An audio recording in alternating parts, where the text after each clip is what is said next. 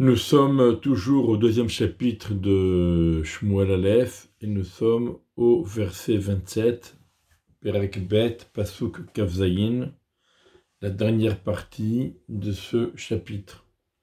Après que on ait constaté Eli, le Kohen Gadol, qui est également le Shofet, lui-même ait constaté la mauvaise conduite de ses enfants et leur en a fait des reproches sans grand succès.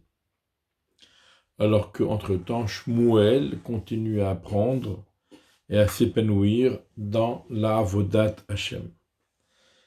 Et un prophète est venu à Élie. Ce prophète, nous dit Rashi, il s'agit de Elkana, le père de Shmuel. Il lui a dit ainsi à Dieu, ainsi a dit l'Éternel. N'est-ce pas, je me suis révélé à la maison de ton père lorsqu'ils étaient en Égypte, asservis par Paro. Et de là on apprend que Aharon, qui était donc l'ancêtre de Élie, puisque Élie est Cohen, donc son ancêtre c'est Aaron. Aaron a prophétisé en Égypte et il avait dit cette prophétie qui est rapportée dans le livre de Yecheskel. Je leur ai dit, chacun rejetez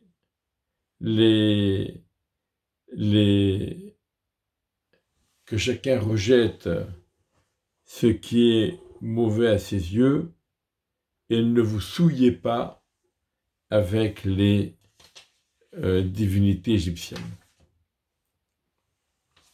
C'était donc cette prophétie que Aaron a rapportée au béni Israël en Égypte. Et donc Hachem dit, fais dire à Élie, n'est-ce pas, j'avais choisi ton ancêtre pour prophétiser en Égypte. N'est-ce pas, je l'ai choisi, je l'ai élu parmi toutes les tribus d'Israël pour qu'il me serve, pour qu'il apporte des sacrifices sur mon autel, pour qu'il fasse brûler les encens, pour qu'il porte le éphod. Le éphod, c'est un des vêtements du Kohen Gadol, pour qu'il porte le éphod devant moi. C'est une sorte de tablier. Et j'ai donné à la maison de ton père tous les sacrifices des bénis Israël, puisque les Kohanim, à part le Korban Ola, mais sinon, les Kohanim ont une part dans tous les sacrifices qu'apportent les bénis Israël, y compris les sacrifices expiatoires. Pourquoi méprisez-vous les sacrifices et les offrandes que j'ai ordonné d'apporter en ma demeure? Tu as honoré, c'est-à-dire tu as donné la priorité à tes enfants avant moi pour les nourrir avec la prémisse des offrandes que les bénis Israël, mon peuple, m'apportent, puisque, on se rappelle, les Pinchas et Hophni, les enfants de Élie, venaient se servir avant même qu'on ait eu le temps d'asperger le sang et d'apporter les parties qui doivent être brûlées sur le misbéach. Avant même, ils étaient déjà là avec leur fourchette à 3 dents et ils la plongeaient dans les casseroles pour pouvoir retirer le morceau qui leur convenait. C'est pourquoi, parole de l'Éternel Dieu d'Israël, j'ai dit, donc j'avais dit, ta demeure et la demeure de ton père marcheront devant moi pour toujours. Effectivement, au début de la période des Shoftim, pendant la période de Yoshua et ensuite la période des Shoftim, c'était Pinchas, le fils de Elazar, qui était Kohen Gadol. Donc Aaron était Kohen Gadol. Ensuite, Elazar, son fils, est devenu Kohen Gadol. Et ensuite, Pinchas, le fils de Elazar, est devenu Kohen Gadol. Et donc, mais on a remarqué que pendant la période des Shoftim, Pinchas n'a pas agi comme il aurait dû. Il aurait dû prêcher la bonne parole, il aurait dû aller dans tout Eretz Israël de village en village pour pour stimuler les bénis Israël à servir Hachem, à s'élever spirituellement et à ne pas sombrer dans la matérialité. Et Pinchas ne l'a pas fait. Donc, la grande prêtrise, le rôle de Kohen Gadol a été enlevé de la dynastie de Elazar et de Pinchas, et elle a été confiée à Itamar, puisque Aaron, il avait 2 fils, il lui restait 2 fils, Elazar et Itamar. Donc au début, c'est Elazar qui avait pris le rôle de Kohen Gadol, et maintenant, il a été donné à Itamar. Et Hachem, il a dit, je l'ai donné à Itamar, quand je le lui ai donné, c'était pour toujours. C'était pas un contrat à durée déterminée, mais c'était un contrat à durée indéterminée. Itamar. Et Eli est un descendant de Itamar. Et maintenant, parole de l'Éternel, loin de moi, car ceux qui m'honorent, je les honorerai, et ceux qui me méprisent seront méprisés. Et donc, je annonce à Eli qui va reprendre le rôle de Kohen Gadol de sa famille pour la rendre à nouveau aux descendants de Elazar.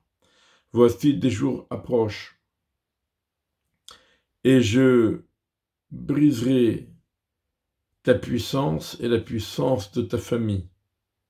Et il n'y aura plus de personnages importants dans ta famille. Donc, puisque Pinchas et Hophni, les enfants de Eli, ils venaient et ils prétendaient prendre ce qui leur est dû par la force, alors, mesure pour mesure, Akadosh Baruch Hu annonce à Eli que la puissance lui est retirée. Et il n'y aura plus de personnages importants, dominants dans la famille de Eli. Et tu contempleras ta détresse en ma demeure dans tout ce que j'accorderai de bien à Israël. Je vous dis à Eli, vous serez encore des Kohanim. Vous viendrez encore au Beth Amikdash pour servir. Et vous verrez comment le peuple d'Israël va grandir, va s'épanouir.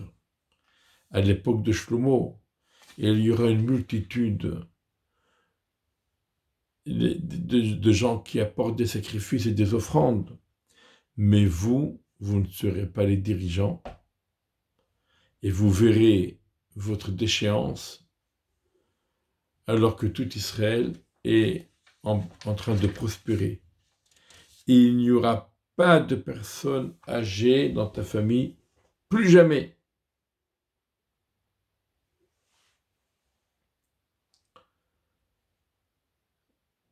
Je n'exterminerai pas quiconque de ta famille de sur mon autel. Et pourquoi? Pour que tes yeux voient et souffrent de ce qu'ils vont voir, et pour affliger ta famille, ton être, et tout le reste de ta famille mourront jeunes. Eli a été maudit, il n'y aura plus de personnes âgées et plus de personnages importants dans sa famille pour toujours, et ils mourront jeunes. Mais la Gemara nous dit il y a un remède à cela. Et le remède, c'est la Torah, l'étude de la Torah. La Gemara rapporte qu'Abaye et Rava, donc de très grands maîtres du Talmud, étaient descendants de Eli. Et malgré tout, ils ont pu vivre longtemps grâce à l'étude de la Torah. Et ce sera pour toi un signe. Donc, je crois qu'il faut donner à Eli un signe comme quoi cette malédiction, cette punition va effectivement se concrétiser. Et ce signe-là va atteindre tes 2 fils, Hophni et Pinchas, le même jour ils mourront tous les deux. Et j'établirai pour moi un Kohen Gadol, donc, Ne'eman, qui me sera fidèle, Ka'asher bilvavi ou benafshi yaase, qui agira selon mon désir et ma volonté, donc nous dit Rashi, selon ce qui est écrit dans la Torah. Et ce Kohen Gadol s'appellera Tzadok. Et je lui construirai, je lui établirai une maison fidèle, c'est-à-dire que ils resteront en poste de génération en génération, et il marchera devant mon oint, celui qui a été oint pour être roi d'Israël, tout le temps. Et ce sera tout celui qui restera dans ta famille. Il viendra se prosterner devant lui pour obtenir une petite aumône et un petit morceau de pain. Et il dira, rattache-moi à une des familles des Kohanim pour pouvoir manger du pain. Donc, il y a aussi une malédiction de pauvreté qui va s'abattre sur la famille et les descendants de Élie. Tout ça pourquoi? Parce que ces deux enfants, Hophni et Pinchas, se sont mal comportés vis-à-vis des bénis Israël lorsqu'ils apportaient des sacrifices, et qu'ils ont méprisé l'importance des sacrifices. Ils se sont mis en priorité sur Hachem, et Élie n'a pas réussi à les faire entendre raison. Voilà.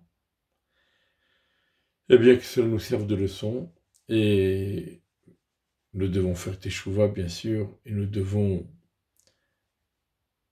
prendre sur nous de faire les efforts nécessaires pour servir Hachem avec fidélité, selon sa volonté à lui.